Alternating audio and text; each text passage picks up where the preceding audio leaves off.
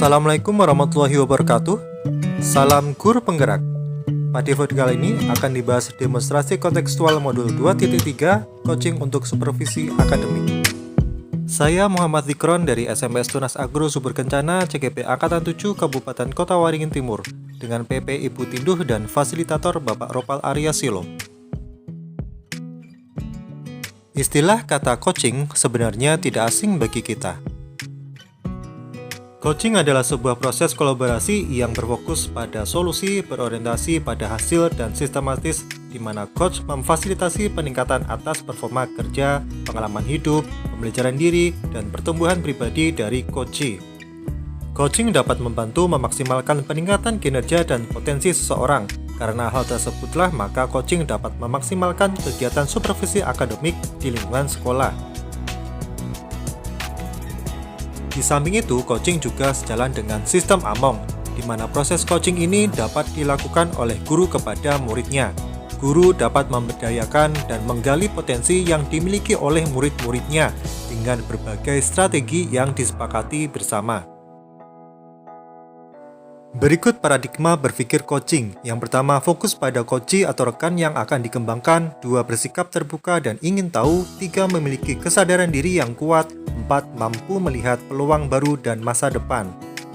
Ada 3 prinsip coaching. Yang pertama, kemitraan. 2. Proses kreatif. 3. Memaksimalkan potensi. Dan kompetensi inti pada coaching diantaranya yang pertama, kehadiran penuh atau presence. Kedua, mendengarkan aktif. 3. Mengajukan pertanyaan berbobot. Coaching menggunakan model Tirta, di mana Tirta dapat membantu peran coach dalam membuat alur percakapan menjadi lebih efektif dan bermakna. Melalui model Tirta, guru diharapkan dapat melakukan pendampingan kepada murid melalui pendekatan coaching di komunitas sekolah dengan lebih mudah dan mengalir. Tirta diantaranya T. Tujuan, I. Identifikasi, R. Rencana aksi, T. A. Tanggung jawab. Berikut adalah praktek coaching yang sudah saya lakukan menggunakan alur Tirta bersama kedua rekan CGP saya.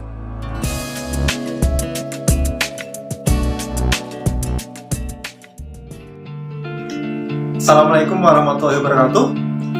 Perkenalkan, nama saya Muhammad Zikron. Saya adalah calon guru penggerak angkatan ke-7 dari Kabupaten Kota Waringin Timur. Pada kesempatan kali ini, saya akan mempraktekkan proses coaching dengan menggunakan alur Tirta. Di sini saya ditemani oleh dua rekan CGP saya. Yang sebelah kiri saya ada Ibu Sugiyarti, beliau akan membantu sebagai pengamat. Saya sendiri sebagai coach, dan sebelah kanan saya ada Ibu Nurhani, beliau akan membantu sebagai coaching. Nah, untuk efisiensi waktu, kita akan langsung melakukan proses coaching. Selamat menyaksikan. Assalamualaikum Bu Sugiyarti. Waalaikumsalam warahmatullahi wabarakatuh. Oke, kali ini saya akan melakukan proses coaching nih. Kira-kira nanti apa yang akan Ibu amati? Baik Bapak, saya akan melakukan tugas saya sebagai pengamat. Di antaranya ada 2 hal yang saya amati, yaitu pertama, alur tirtanya. Dalam coaching Bapak ada tidak alur tirta itu seperti tujuan, identifikasi, rencana aksi, dan juga tanggung jawab. Yang kedua adalah kemampuan Bapak sebagai seorang coach. Nah, sekarang saya balik tanya nih sama Bapak.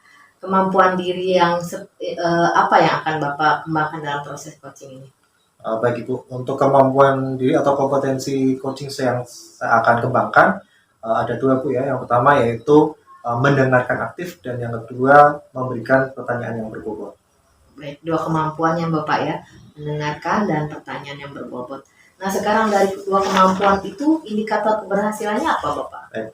Untuk yang pertama, mendengarkan aktif, tentunya saya akan mendengarkan coachee ya secara fokus. Dari situ saya akan menangkap emosi yang timbul dari coachee. Untuk yang kompetensi kedua, mengajukan pertanyaan berbobot, tentunya dengan mendengarkan aktif itu saya akan berusaha untuk mencari kata kunci dan membuat pertanyaan yang terbuka. Oke Bapak, baik Bapak, 2 pertanyaan itu tadi ya, bahwa Bapak akan mendengarkan secara aktif dan pertanyaan berbobot, kemudian akan melaksanakan proses coaching itu. Baik, selamat melaksanakan proses coaching baik, Bapak, semoga berhasil dengan baik. Amin. Terima kasih Ibu. Assalamualaikum Bu Nurhani, bagaimana kabarnya nih? Waalaikumsalam warahmatullahi wabarakatuh. Alhamdulillah kabar saya baik Pak. Kalau Bapak sendiri bagaimana? Alhamdulillah baik Bu, tapi tadi saya perhatikan nih, Ibu kok kayak kurang semangat ya ke sekolah ini. Kira-kira kenapa nih, ada apa gerangan? Sangat terlihat sekali ya Pak. Ya memang benar sih Pak, saya hari ini agak kurang bersemangat datang ke sekolah karena saya dapat sindiran dari Pak Burhan, wakil kurikulum kita. Oh gitu ya, kira-kira kalau boleh tahu itu kenapa Ibu? Beliau ada nyindir saya karena saya kan nggak mau ikut Pak dalam kegiatan pengembangan MGMP. Padahal sebelumnya saya sudah memberitahu beliau kenapa saya tidak bisa mengikuti kegiatan tersebut. Oke, jadi gitu ya masalahnya ya, karena ada sedikit ya Iya, masalah sama Pak Burhan ya, Iya. karena itu ya. Kalau jadi boleh rasa nih, nggak nyaman. ya kalau boleh nih kita ngobrol-ngobrol ya Bu ya. Nggak lama kok ya 15 sampai 20 menit paling lama nih ya. Oh ya Bu ya. Oke, nggak masalah. Baik. Nah, kira-kira nih dari obrolan kita nanti, percakapan kita nanti, harapan Ibu apa sih? Yang pasti sih ada menghilangkan rasa tidak nyaman saya itu sama Pak Burhan, dan yang pasti saya bisa menumbuhkan semangat saya kembali dalam mengajar di sekolah. Oke, baik. Jadi tadi Ibu cerita tidak mau ikut pengembangan MGMP ya, Iya. MGMP. Kalau boleh cerita apa sih alasannya? Ya, apa sebabnya Ibu tidak mau ikut MGMP? Boleh cerita itu? Gini ya, kenapa saya kok nggak mau atau ya bisa dibilang kada malas lah ikut kegiatan MGMP.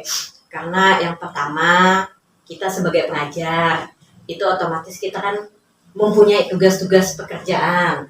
Kemudian saya juga sebagai ibu rumah tangga, tentunya di dalam rumah tangga, dalam peran sebagai ibu rumah tangga itu ada pekerjaan-pekerjaan di dalam, dan kebetulan saya juga nggak punya asisten rumah tangga. Nah jadi menurut saya itu sudah memakan waktu lagi ya, memakan waktu. Belum lagi kalau saya memang ikut kegiatan tersebut, pastinya akan ada tugas-tugas yang memberatkan saya. Makanya saya takut tidak bisa membagi waktu sebagai guru, kemudian ikut kegiatan MGMP, dan yang pasti tugas pokok saya kan sebagai ibu rumah tangga. Oke, baik. Ya, saya tangkap itu ada keresahan-keresahan ya, jika nanti tepat ikut sekali. MGMP, takutnya nanti malah terteter ya. Iya, Baik. keteteran membagi Tapi- waktunya. Tapi menurut Ibu sendiri nih, kira-kira apa sih ada atau tidak ya tujuan dari pengembangan diri melalui MGMP?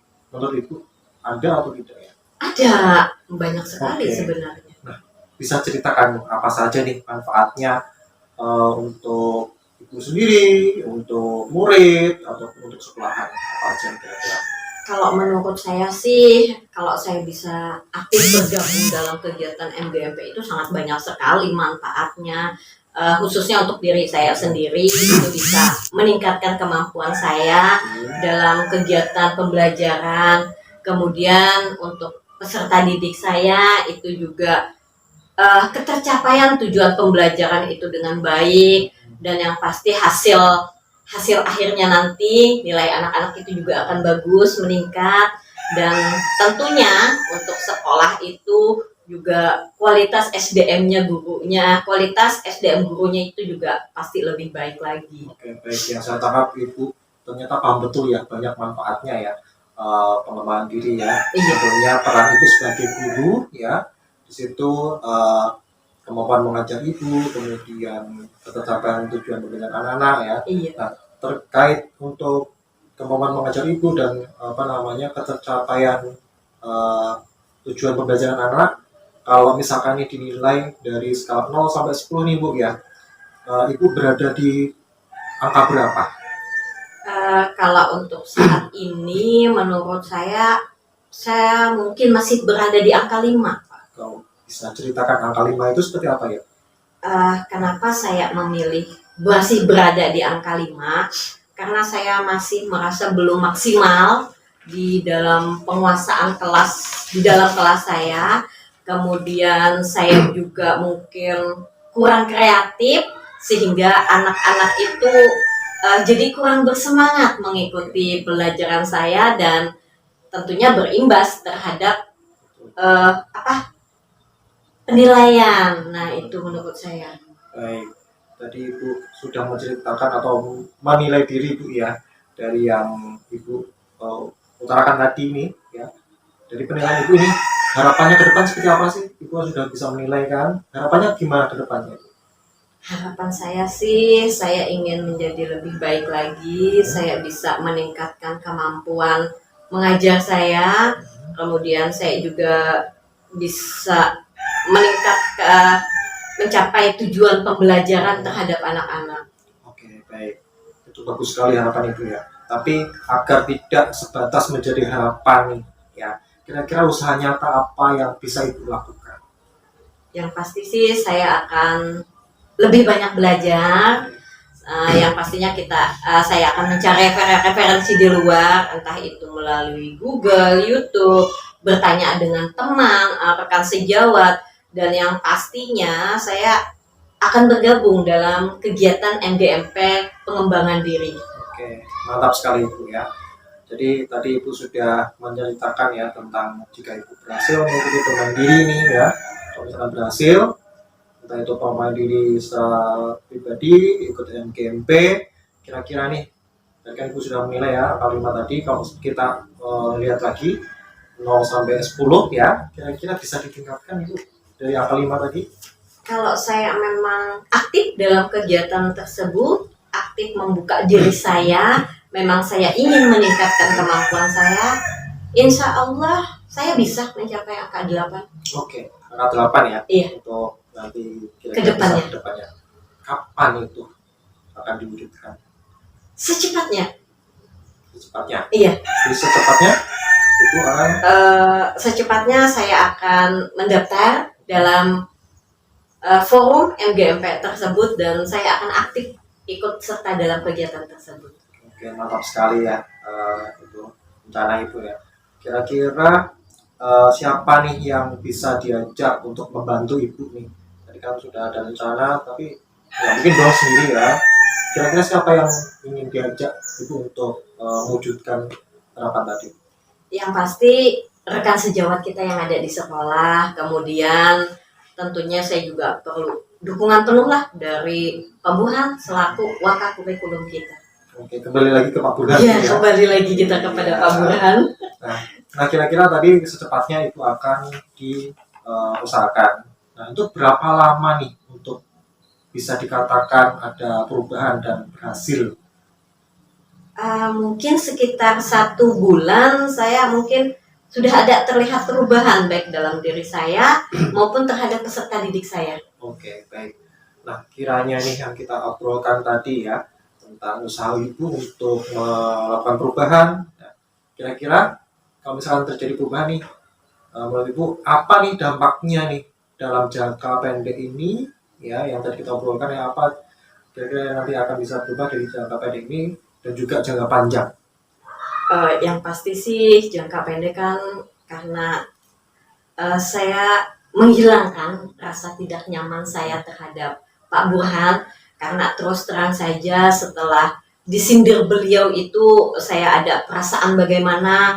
Saya ke sekolahnya juga kurang bersemangat lah karena ya kurang nyaman lah saya bertemu beliau juga.